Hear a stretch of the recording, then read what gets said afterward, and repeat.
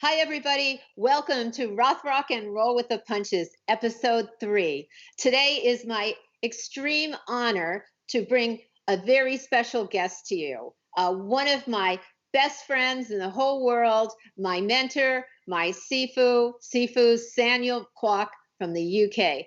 Hi, Sifu. How are you doing? Hi, Cynthia. It's good to see I'm you. okay. It's good to see you. It's been so long because of the COVID, right? We usually see each other about maybe 10 times a year at least, right? We haven't seen each other all year. Yeah, it's very strange. Yeah. So how are you doing over there in the UK? Yeah, it's okay. It's getting better. Everything is Yeah. getting better, yeah, because of Yeah.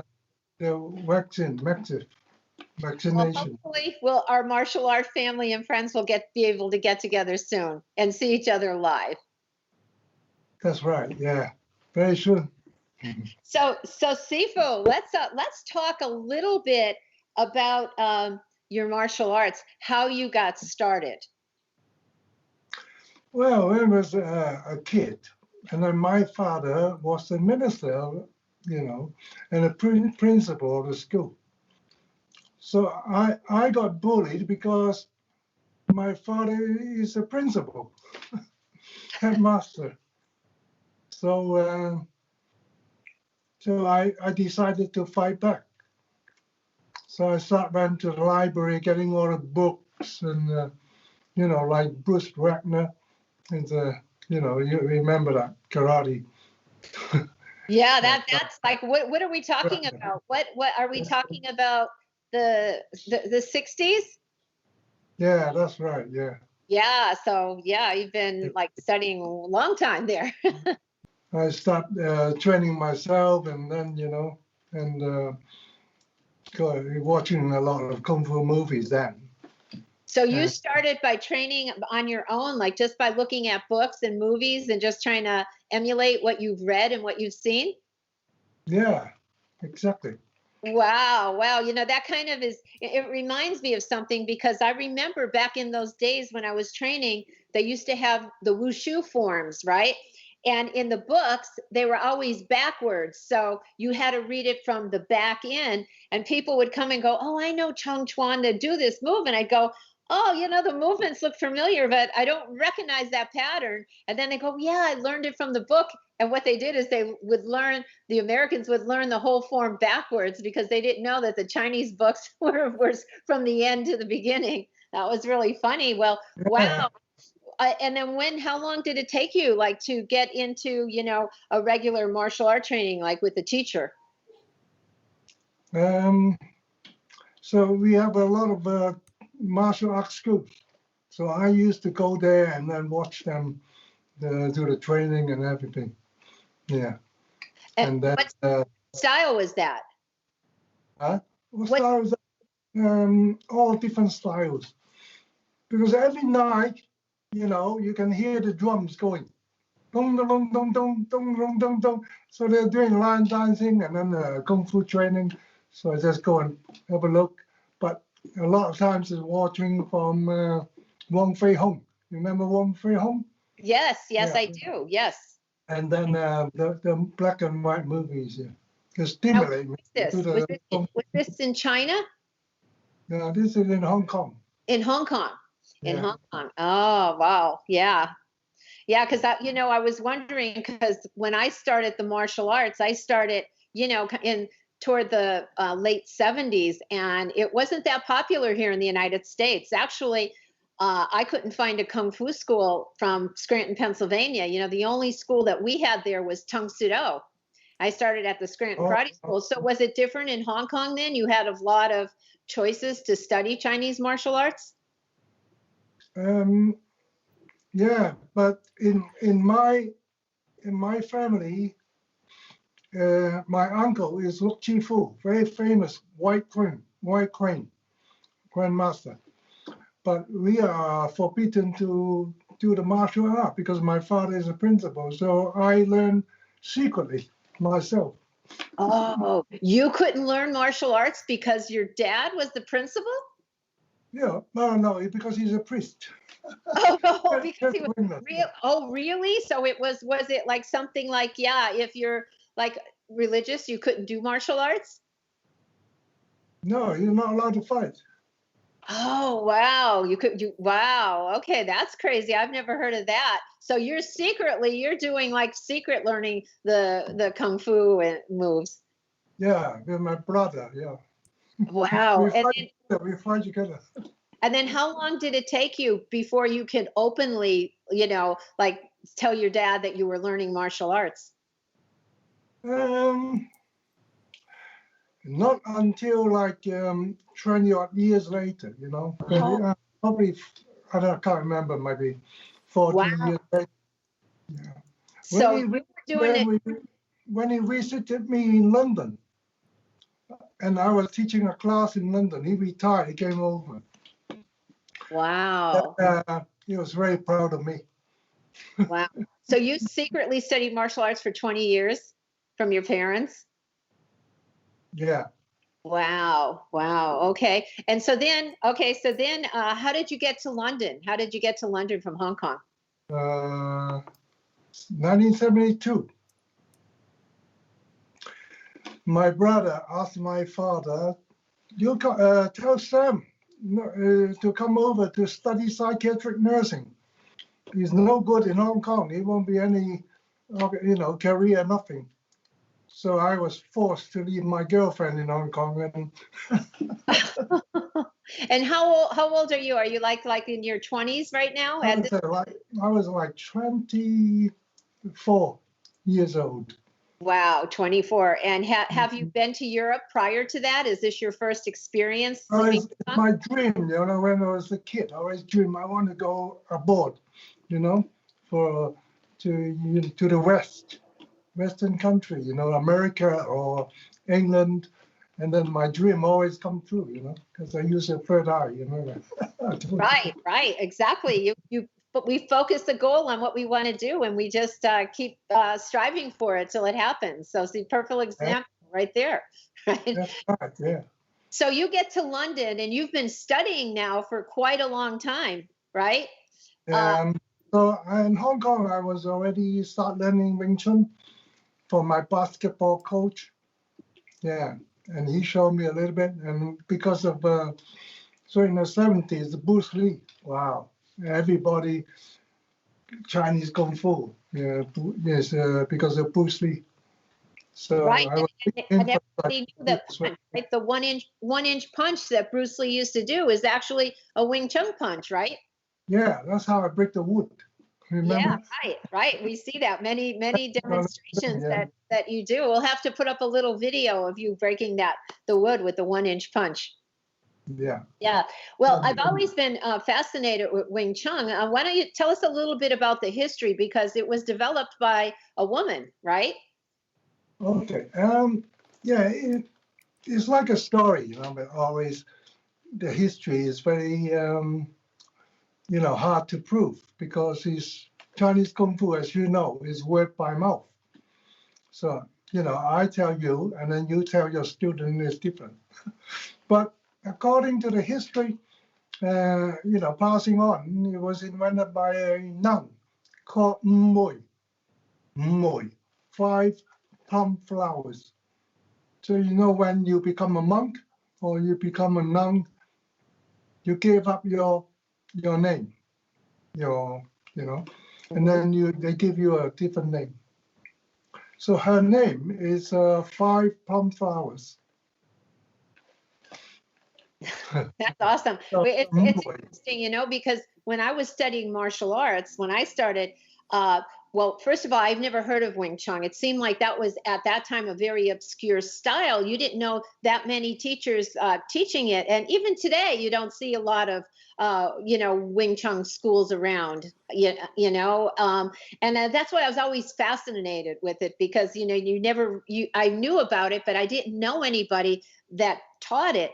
And growing up in that era, it was like a big fallacy that martial arts was for men. Women couldn't do it. It was a manly sport, you know, and I strove so hard like to break that concept that no, it's all about technique. And here it's so interesting, you know, that a woman developed the style of Wing Chun.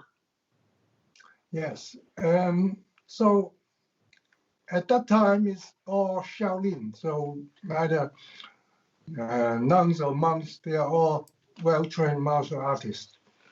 So this woman supposed to, the nun supposed to be watching a snake and a crane fighting, and then invented the system. So it passed on because she lives on a mountain, and she always had to go down and to the village to buy the tofu, the bean cup. Yeah, and there's a young girl there called Yim Wing Chun. Her name is Yim Wing Chun, and so she was bullied by a warlock, supposedly want to marry her and everything, and come and you know, threaten and kill them all. So the nun took her to the monastery and then taught her the Kung Fu. And afterwards, she beat the warlock, you know, the bad guys.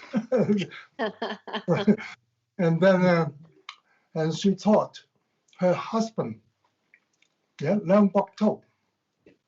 And the husband taught, you know, a few guys, and two of them is called, one is called Wong Ma Po, one is called Yi Tai. And they both taught Grandmaster Leung Jan. And Leung Jan taught Chen Hua Shun, and later taught Ip Man, the Grandmaster Ip Man. Right, which everybody has heard of, Ip Man, especially with the movie, right, about his life. Yes. So I was very, you know, impressed by Bruce Lee, of course. Right. Yeah. And who was your main sifu as you were training? Yeah, my first sifu was, you know, when I came to do the nursing, and my father said, "Oh, you go to that church. My good friend there, the Flying Angels, Reverend Kwok."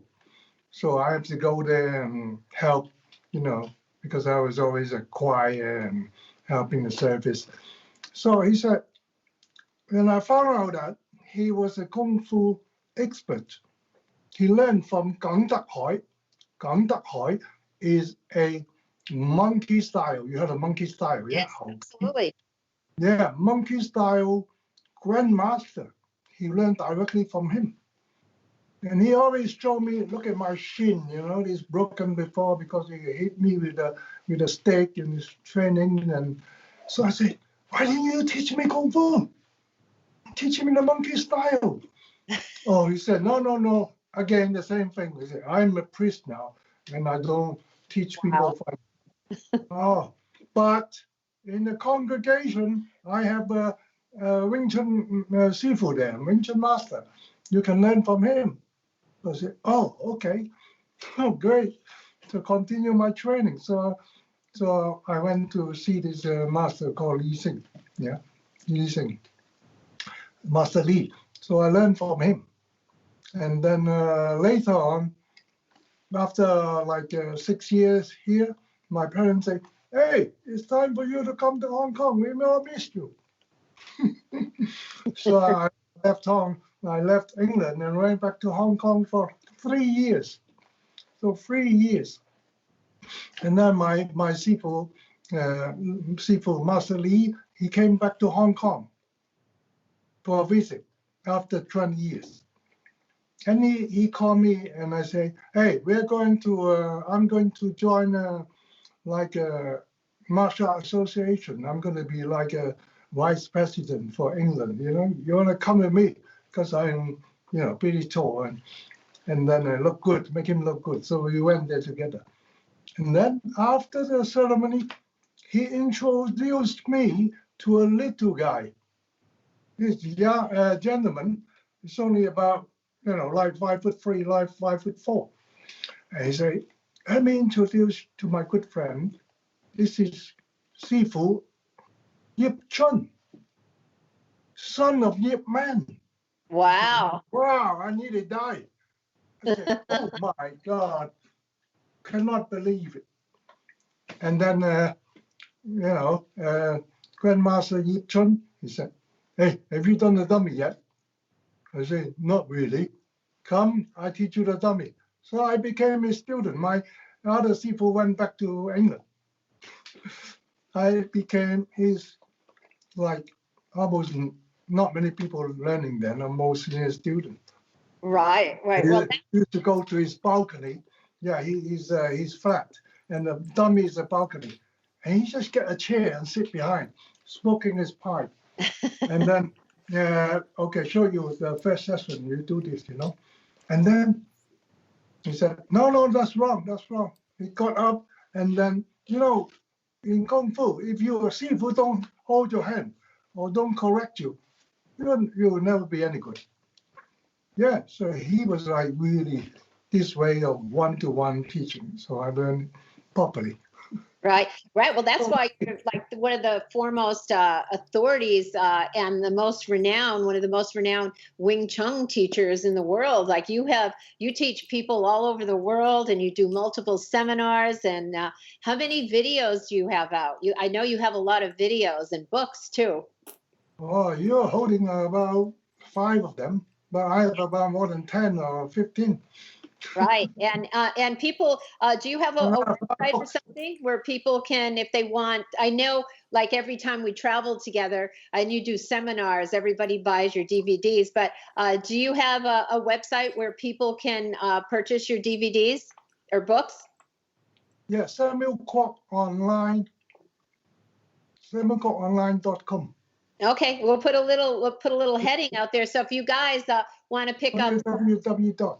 Right, we'll put it underneath here. So if anybody wants to go and purchase some videos and books, I mean they're awesome. I have the set of them, and it's like an honor for me to train. And I remember we had a few classes. You were teaching me a little the chi style, the hands, and yeah, you're awesome.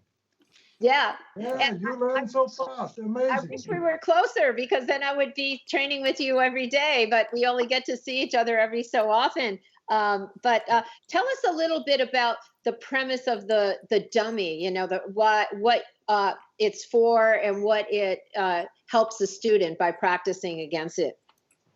So you learn the free forms. So you learn 小念頭、尋橋、標指. You learn the free forms. And then you put all the techniques applied onto the dummy, wooden dummy. So all the techniques is the fighting techniques on the wooden dummy. So in the form, you do this, you do that. It's not fighting. So you look at this wooden dummy behind me. It's like an imaginary opponent, and you can hit it, and then apply your techniques. Yeah, so he's very, very good training partner. Also, yeah. Hands, eh? I did a movie called The Huntress recently. It hasn't come out yet, but will come out hopefully this year. And I was actually a Wing Chun student in that. I was a head of the police, but that's what I trained. And they have a scene of me doing the dummy. And I just know a little bit of what you taught. So I'd never worked on a dummy. I didn't know how to do it. So they were just giving me some movements to do. And I, being, like the strong martial artist, I thought you have to hit it really hard, and I was going so hard and hitting it. By the end of the day, my hands were all bruised. Instead of just like lightly going around it, that by the end of the day, they were like, we need the sound now, hit it. And they were like, you don't have to hit it that hard. But I was like feeling, no, I'm getting into it. I'm fighting this, So I think I had the wrong premise, but my hands were all bruised and to the point where at the end they needed just sound, and I was like, can someone else just slap it? Because I bruised because I was doing it. Robin Shu, you know Robin, our friend Robin, he was doing the choreography for it, and we did it for about 4 hours. He did so many shots, 4 hours. So that's why I'm hitting like 4 hours. And I was like, I'm feeling like I'm back in my Hong Kong days, like how I looked after I did a movie. But is that like incorrect to be so bruised like that, or is that like part of the training? Well, at the beginning, when you go on a run dummy, because you have not been conditioned before, you will get bruised. But then we use the jiao and massage, or after, and then you condition. After so many years, I never bruise again. Now. Yeah. You hit it. It's only the last moment you release your energy, the power. Yeah. And then, but instead of just hitting it like this, okay. When you finished learning the dummy form, you can do that. Because the first move, I had to punch it, and I punched it, and all of a sudden my knuckle went whoop like that, and I was like, oh, that that hurts. It's solid wood. Oh, hurts so much, Yeah, but I know, I can attest to that when you first start, your body has to get conditioned, because it's the same thing like when you're first learning weapons, when you're first learning swords, your hands get all blistered and, you have them all taped up, and then eventually they toughen up, you remember those days like with weapons and, going to all the blisters? We have a wall back. So what we put is put the peas in, like you make, like white peas. Yeah. And then we hit it, and then we put sand, and then you put gravel, and then in mine I put ball bearings. Yeah. More ball bearings, so like iron fist condition there. Yeah, I remember as a kid we used to have something like that, and they called it an iron palm bag.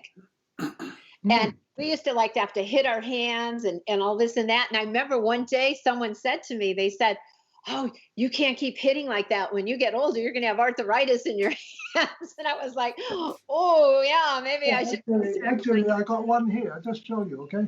Yeah.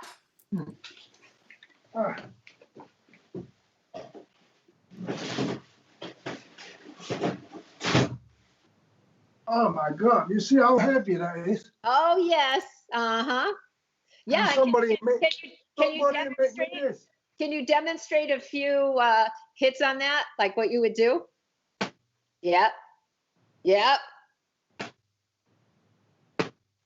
Oh, it's bringing back the old memories. Hit it like this. Yep. The palm And then the jiao after that, right? Oh yeah. That's a necessity. The Chinese herbal medicine. Yeah. The old days were. I'm telling you, the old days were something. What's that? You see the ball bearings? Oh yeah, the ball bearings in there. Wow. Yeah. Oh yeah, that's even tougher. That's tougher than when I did. I think we just had metal inside it, like metal filings or something like that, or iron. Oh yeah, iron filings. I used to get that. Yeah. Well, you mentioned something before that you used to watch movies, right? Were you watching all those period Hong Kong movies that was by Shaw Brothers? Is that the movies you're talking about? No, it's a black and white called Wong Fei Hung. And it's all traditional Kung Fu. Wow, okay. Because I used to watch Hong Kong movies. Oh, I know what is it? That's how I made. Oh, wow. Herbs inside. Yeah.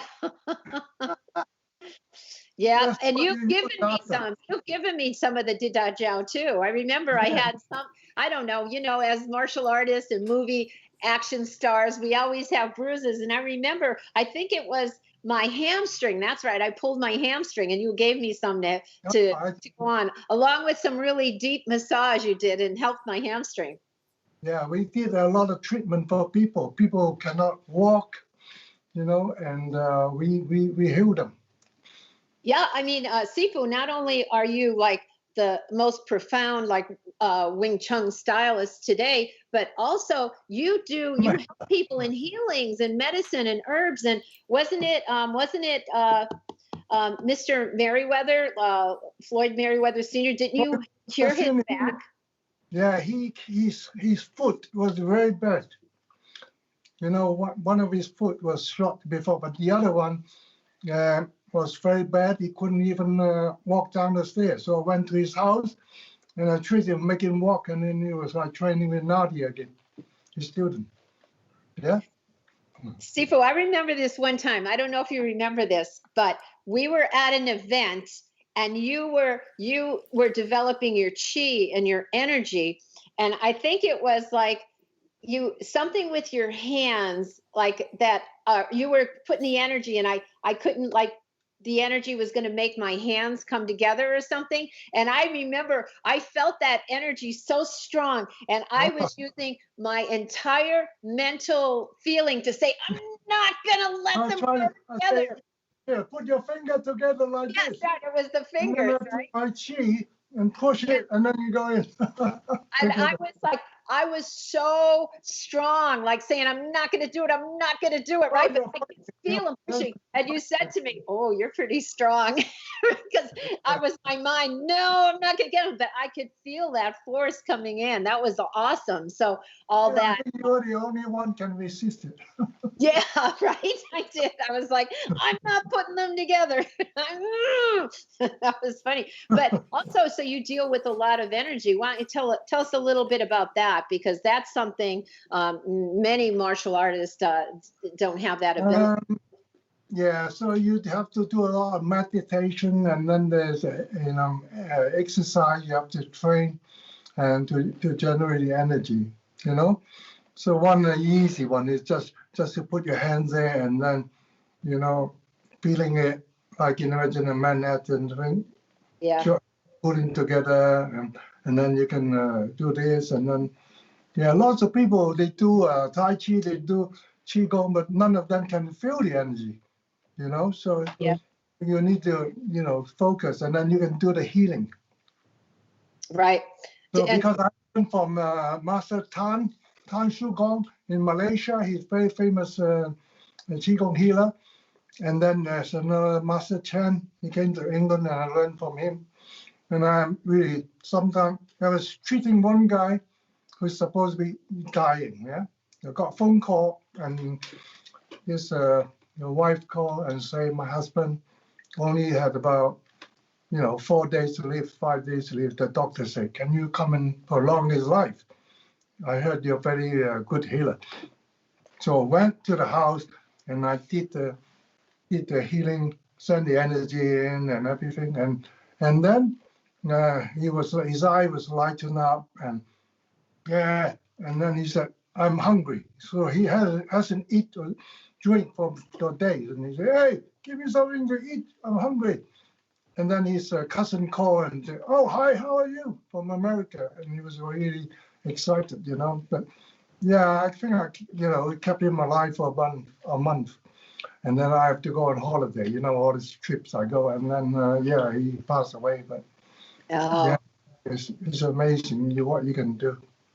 So Sifu, is that your gym? Is that where you work out? Do you train people? Because I see like all the little training apparatuses and your dummy. Is that your workout area? Yeah, this is my workout area. So I train every day on there. And people come for private training, but online training like you do. There. Yeah. Well, see, there you go, everybody. If you want to learn, you could learn. If you're in the UK, you could go to Sifu personally for lessons, or you could do online training, which a lot of us are doing these days because, our schools aren't open yet. You can see a dummy behind? Yeah. Yeah, I just go and do one session, okay? Yes, we'd love to. Yeah. Okay, this is awesome, everybody. Sifu's going to show you a little bit of it.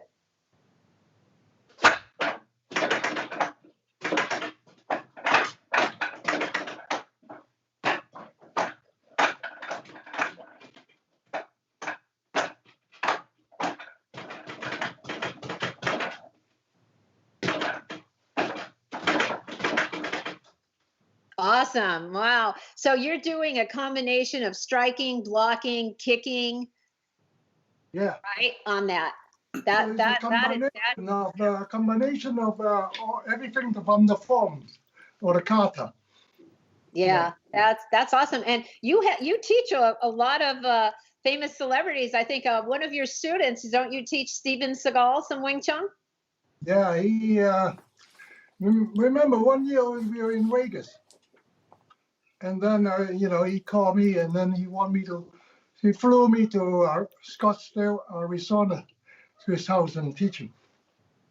Yeah, because he's what his style. He Aikido? Is that what his main style is?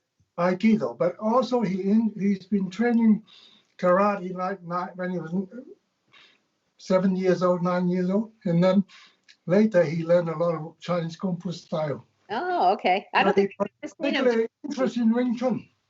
Yeah, how is he? Is he a good student? Yeah, it's not bad. You hesitated there. But he's a little bit. Okay, we will leave it at that. But speaking of actors and action roles, Sifu, you've been in a few movies yourself. Yeah, I've been in Assassin X with Sifu Eric Lee, Olivia Gunnar, and I was the Assassin X, and I was like playing the warlord, the bad guys with Eric Lee, the brothers, and then they came and killed us. So I had to fight 5 of them. Bang, bang, bang, bang, yeah. But we are together. We are going to do a movie soon. Exactly. That's what I was just going to say. You and I are slated to do a movie. I think we might be shooting in New Mexico. I'm not sure, but I'm all excited about that. So once everything is a little bit back to normal, right? Sifu, you and I will be on the set, and you guys could see both of us. Now, I don't know if we're on the same team or if we're on the opposite team, if we're going to fight each other or we're going to be on the same side. Do you know that? It's called Level 3. Huh? It's called Level 3. Yeah. And I'm Master Ken. Master Ken, not the other Master Ken. Master Ken, yeah. You'd have to put the mustache on and the red uniform for Master Ken. You're the Asian Master Ken. So I'm teaching Wing Chun, like a Bruce Lee movie a little bit, So when Bruce Lee come to learn, and I was teaching the Wing Chun, in the movie.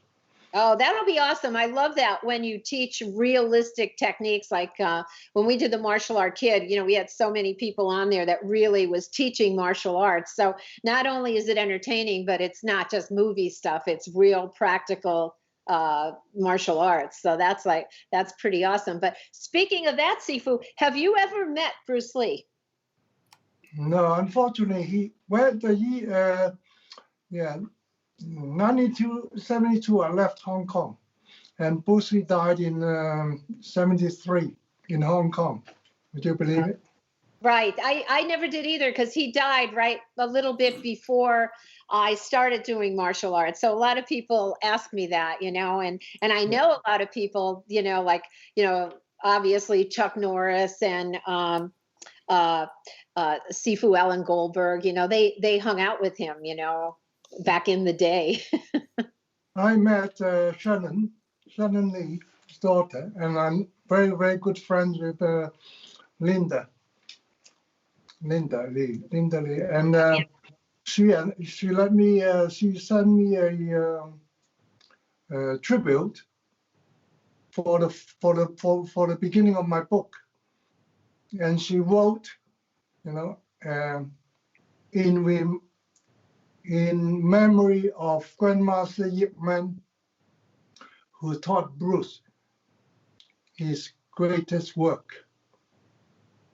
Yeah. Right. So you are connected by what? That's 6 degrees of separation because you studied under Yip Man's son.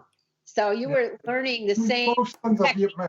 Yeah, same. You were learning the same techniques and the same type of training that Bruce Lee was learning. Yeah. Bruce left. Maybe a little bit before he completed the system. So yeah, I learned the complete system, and now I'm teaching Guru Daniel Santo. Daniel Santo. I'm teaching him in Los Angeles every year. Yeah, well, that's awesome. We're still talking on the phone. Yeah. I mean, that's great because a lot of masters in martial arts, myself included, we come to you to learn the Wing Chun. So that's pretty awesome that, Danny Insano, I don't know how old he is, but that he's been around for so long and, taught Bruce Lee learning from you. That's 84, amazing. Still teaching every day, 5 days. So Sifu, how many years totally have you been studying martial arts? I can't remember now. Since now we know you're only 40, so yeah, like 60s, yeah, 60s. So maybe 50 odd years.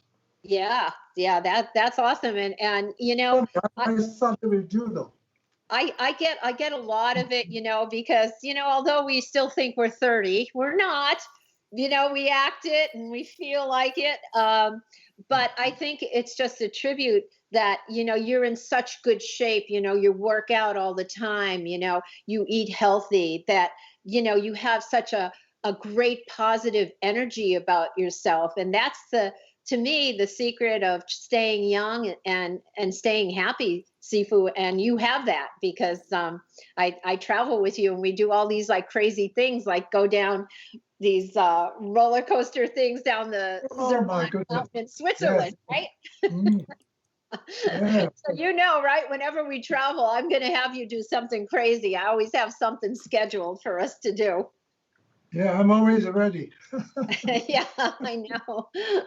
So, Sifu, is there anything else? Is there anything you would like to tell our viewers, or something that you would like to mention that we haven't kind of tapped in on that subject, because there's so much to talk about? I think we have to be very positive in life, and it's important to help other people to achieve their goals, and don't be frightened to be generous. But most important, I think we should be learn to be humble. Because if you think you know everything, the Sifu is not going to teach you. Yeah. Well, I have to say, Sifu, you are amazing. Because after all these years, I say, hey, I want to show you some Wing Chun, and you say, okay, show me, and you really want to learn. It's kind of, it's unbelievable. Your personality, and you're beautiful. And but you're willing to learn even.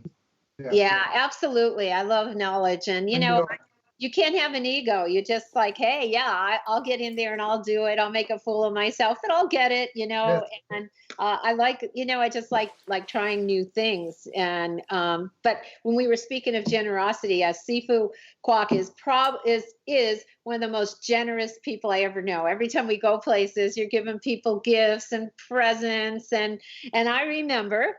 And I'll never forget this, Sifu. We were at an event, and there was a little bit of an issue, and one of the promoters couldn't pay us our full salaries, right?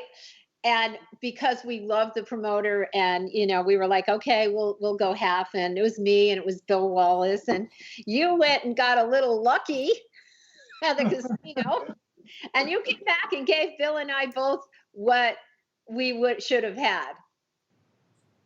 I never forget that. I remember that. That was like so awesome. I was like, oh my God, only Samuel Kwok would do that, you know. And that's the kind of person you are. And so, Sifu, you're available for seminars. If anybody, once this COVID is over and the school's open, you're available to come and teach anywhere in the world seminars. I think you are probably one of the most busiest men in martial arts. I mean, I travel a lot, but I think you travel more than I do. Yeah, I used to travel 20-odd countries a year. Yeah, right. Well, we'll get back to it hopefully next year. So I'm going to put a link where people can get in touch with you. You can contact Sifu on, he has a Facebook page, he has a website. If you want to have him come out for a seminar, or if you want to train virtually from him, if you want to buy books or CDs, he has it all. He has it all. And I highly, highly recommend it. One of the most awesome people in martial arts. So thank you, Sifu. Thank you so much. And it was so good to see you, right? Because this is the only way for the past year and a half we could see each other is virtually. But yes. Don't forget to sing my happy birthday to me again. Last time that's great. Now, when is your birthday? 6th of April. The 6th of April. Okay, well, I'm gonna pre-sing it to you. And I'll be 37. Yes, you sang it to me. Mine was on the 8th. So happy birthday to you. Happy birthday to you.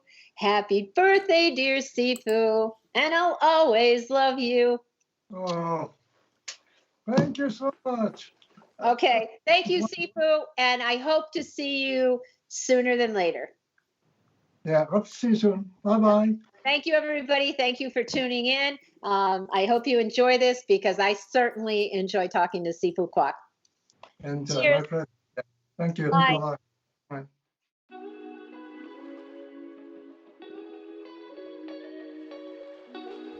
Hi, this is Cynthia Rothrock. Thank you for watching my YouTube channel. And if you like the videos, please put a like on it and refer it to your friends.